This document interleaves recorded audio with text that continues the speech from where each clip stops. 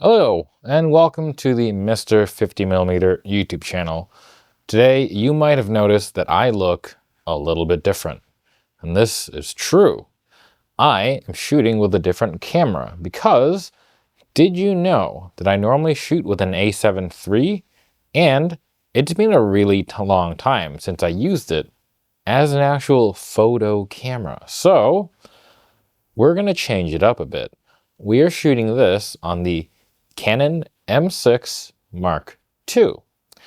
And we're going to see how it does, because this, if it works out, may be a way that I could kind of easily go between systems, shoot some video, and maybe get some time in with my A7 III. I don't know, crazy idea. We'll see if this works. At any rate, for today's video, I don't really have a script, but I do want to go over some things.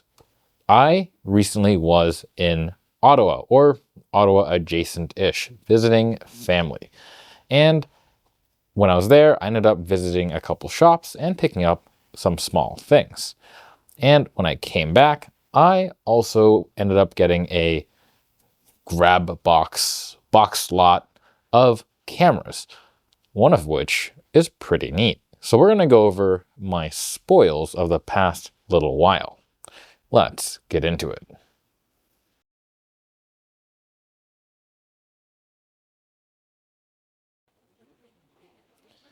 Let's see what I got in Ottawa. Honestly, it wasn't a huge amount.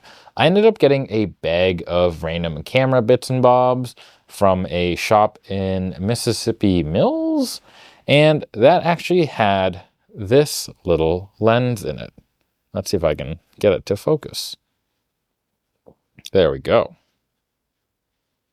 And it is a Cata 45mm f2.8. It's a lens that belongs on the Paxette system, I believe. It is basically a M39 screw mount, but it is kind of a weird flange distance. So I am working on making an adapter to have this work on an E-mount camera, like my A7 III maybe. Next, I went to another, not a thrift shop, actually an antique shop. These were at antique shops, my bad. And I picked up one of these. It is a Argus C44. It's kind of a weird camera. Now, I actually have a C4, not the plastic explosive, the other Argus camera. And when I walked by this, I was actually very confused because I thought this was the C4, but it is not. It is the C44. They look really identical. The difference is this camera has interchangeable lenses. Watch this. So it has a bayonet mounting system. It's one of the weirdest ones out there.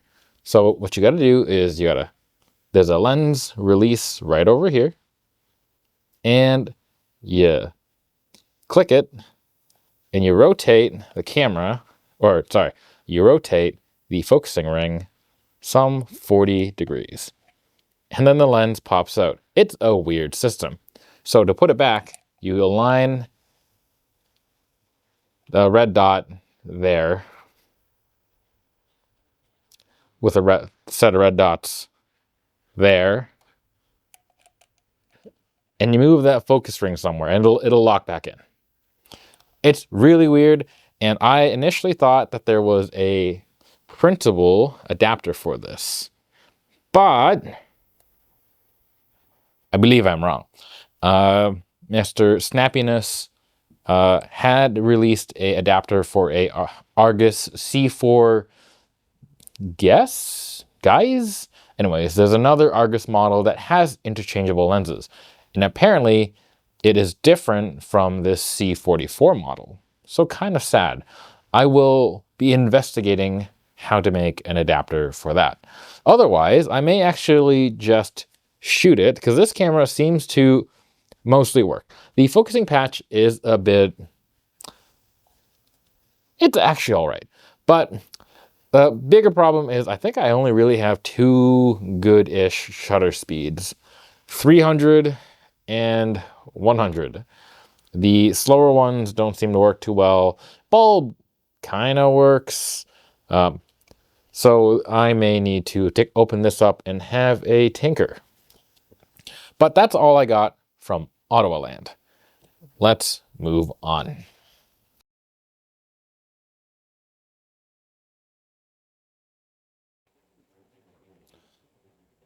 Interruption.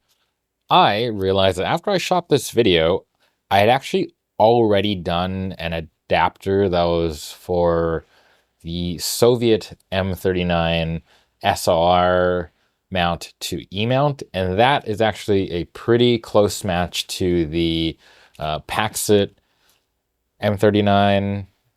So I actually went back, edited that file, and got the approximate distances I needed to get this Paxette lens to work on E-mount. So there we have it. I will post a link to this on the interwebs in the description down below in this video. It'll be hosted on Thingiverse for anyone who wants to download it and give it a shot. All right, interruption over. Also, no, actually almost.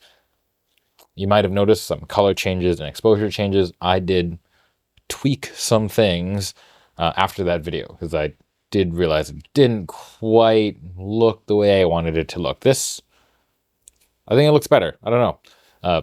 Put a comment down below if it doesn't, or if you think that there are other tweaks that I could do. All right, now back to the video.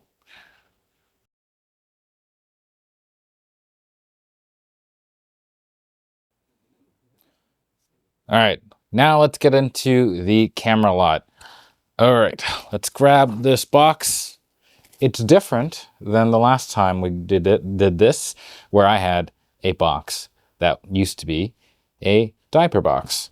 This time we have medical supplies. ICU medical. Awesome. And it's labeled camera. Camera ICU medical. All right, let's have a look. So, first one we're going to look at is a Kodak Junior autographic.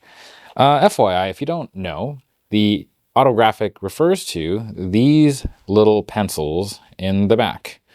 And you can take them out and write with them, I think.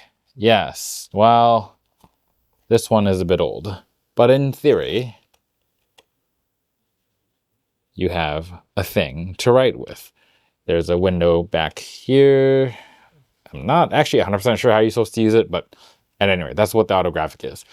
That being said, this one has seen better days. The leather has fallen off all over my carpet. Great. That's not good. But on the plus side, the shutter's good. On the minus side, the lens, I don't know if you can see, oh boy. There are cracks, stress cracks, around the edges of the lens. That's good. So probably we're not going to shoot this one. We'll put that one away. I'm going to put it back in the box since it is leaving things on the floor. Okay. Next one, we have a autographic, or another Kodak Junior number 1A autographic. Wow. That bellows actually looks like it's in much better shape. But I ain't got no pencil back here. It's gone. The shutter works. The bulb looks like it works. And I think the T mode might also work. Nice. The only thing I'm wondering is there supposed to be a optic in here or in front of the shutter? I'm actually not sure. But otherwise, this looks like it's actually not in horrible shape. I mean, we're missing the bottom leather thingy here, but come on, these are real old. Oh, and That's peeling up. All right. Next one. Okay, we have a folding Ensign 2 1/4. This is rough, and the shutter does nothing. Aperture lever works though. Look at this. Ooh. All right, in the box. Now we have another Kodak. This is a Kodak number 1A Series 3. Wow. And this looks pretty neat. Again, the leatherette thingy it's not great. It's coming off, but I think this one is functioning pretty well, and it looks like the bellows is in okay shape. I haven't checked these for light tightness yet, so it could be out to lunch, but this looks all right. And we are currently in bulb mode, and I think it will go. Oh wait, I gotta wind this one. All right, and let's look at that. That is pretty sweet. All right, the other modes, do they shutter? Let's do 1/10. That sounds not bad. Now, I don't know if these are accurate speeds, but they do seem like they're going. Let's go all the way to the edge here. We're gonna do 1/100th. That looks good. All right, it looks good to me. That's pretty neat. That is tempting to actually maybe put some film through. Okay, but really, the reason why I picked up this lot was none of these box camera jobbies. Okay, are you ready? It was, oh, sorry, these aren't box cameras, folding cameras. It was this one particular folding camera. This, if you don't know, is a Polaroid Pathfinder 110. Now, this isn't the like B or whatever. This is just the 110, I believe. And from what I gather, things appear to be mostly okay on this. The rangefinder patch is incredibly faint, but it does still rangefind. And the shutter appears to be pretty good. I have it in T mode. We'll give it a wind. I'll give it a press. And it does the thing. And if I change the speed, let's go to 1/400th. Oh boy, that is a bit of ordeal. All right, maybe the 400th does not want to go. Oh, there we go. All right, that hurt my fingies, but I believe it also is going to sound mostly all right. Yes, it does. And you might be thinking, why would I care for one of these? Easy. There is a printable 4x5 sheet film adapter you can make for this. And as I would have, I made a 4.5 to medium format, specifically to Mamiya 645 AF adapter plate for this. This is missing some of the bits, but this plate I have tested and it does work. And I do believe I can eventually maybe get this to be a digital rangefinder, which is pretty cool because this is a little bit lighter than the Mamiya Press Universal. And that's really why I picked up that lot, because I really wanted to experiment on one of these. Now this one isn't perfect. You might have noticed the sync port there is missing a leg, but that's not the end of the world. I'm going to have a look at this a little further, and if it looks good, I think we are going to be in business.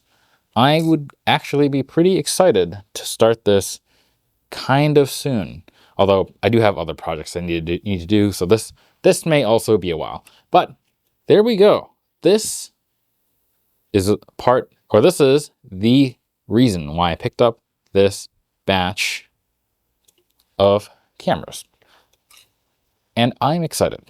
Are you excited? Maybe not. I don't know. At any rate, thanks for joining me in this adventurous unboxing of sorts. And yeah, let me know which one of these cameras or things, well, mostly cameras and one lens, let me know what you're most excited to see.